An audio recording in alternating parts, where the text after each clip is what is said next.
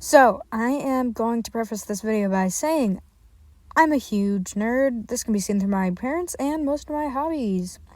One of these hobbies is the titular tabletop RPG Dungeons & Dragons, and so I gathered 3 of my friends through the power of the internet and peer pressure to play a campaign that I half-assedly wrote.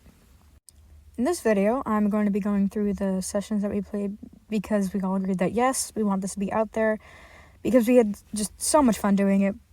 And without further introduction, here is the start of my campaign that I don't have a title for yet. There is a bit of homebrew that I have imparted onto this flaming fantasy tapestry I've weaved. Jesus Christ, why did I write that? So, I'll explain it first. In D&D, there's a figure called the Raven Queen, who I think is a goddess of death. I'm pretty sure.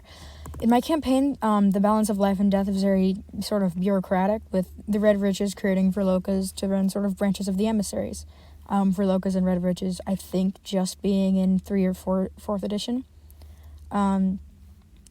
They run branches of the emissaries, people who sort of keep the balance, so to speak, by killing undead who have come back somehow, resting their spirits, or killing necromancers.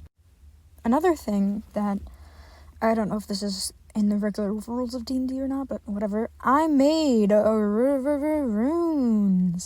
These aren't like normal runes and are more like spell circles. They are most commonly used for teleportation, but can be altered to perform different spells. With that, I'll introduce the player characters, I mean. My friend, who I'll call Rat, is playing a Tabaxi barbarian named Drea. My friend, who I'll call Nebula, is playing a tiefling sorceress named Ivina. And my friend, who I'm going to call Vic, plays an elven cleric named Naki. Let's begin.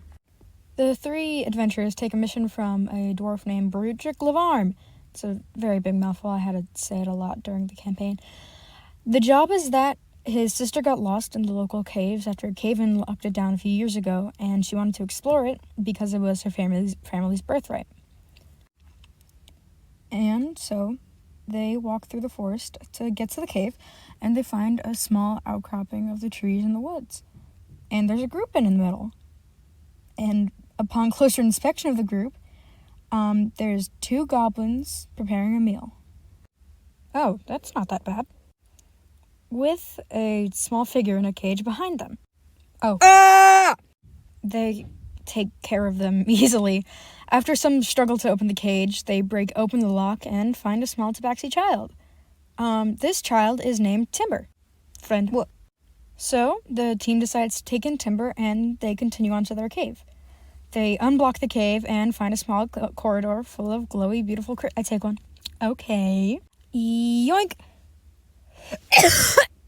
Once Ivina takes out the crystal, the room started to fill with noxious gas, and the group immediately egressed to the other side of the corridor, to which they find a large sort of room full of those same crystals.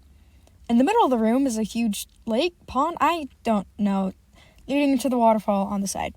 At the other side of the lake was a door. Well, hop in, kiddos. And now, the group has a little boat adventure going across this nice serene pond. Boat adventure!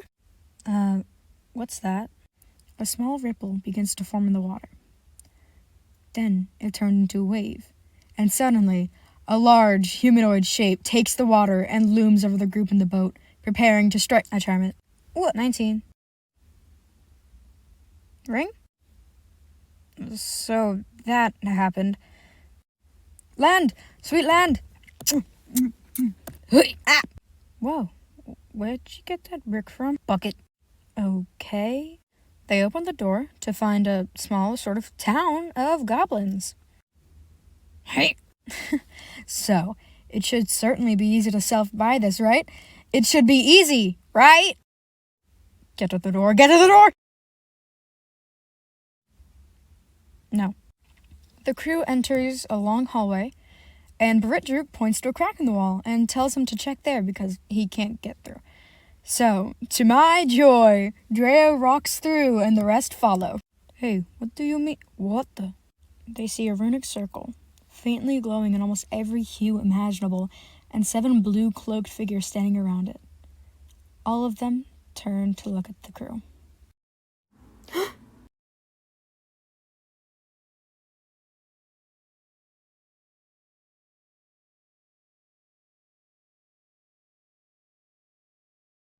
So, that's it for this video.